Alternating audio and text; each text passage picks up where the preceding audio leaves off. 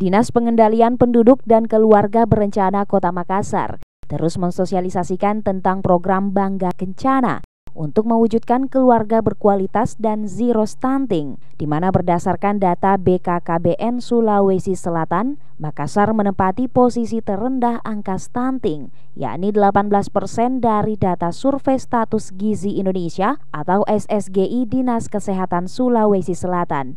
Hal ini disampaikan dalam sosialisasi program ketahanan dan kesejahteraan keluarga bagi mitra kerja tingkat Kota Makassar tahun 2022 di The Rindra Hotel Selasa 23 Agustus 2022.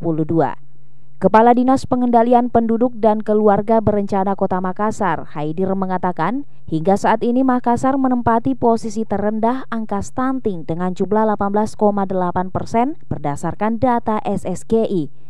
Sementara dari data IPPGBM atau Elektronik Pencatatan dan Pelaporan Gizi Berbasis Masyarakat, Kota Makassar berada di angka 5%. Angka tersebut turun signifikan dari angka 10% pada tahun 2020 dan 9% pada tahun 2021.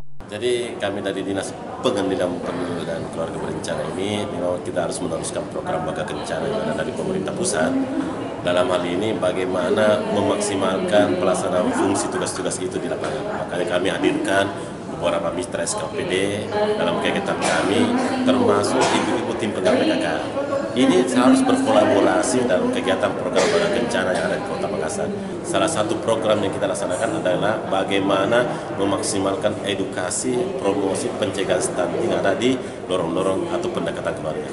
Haidir juga menambahkan, dengan pendampingan Dewan Lorong dari PPKB Kota Makassar, Dinas Pengendalian Penduduk dan Keluarga Berencana optimis program Zero Stunting dapat diwujudkan pada 2024 mendatang.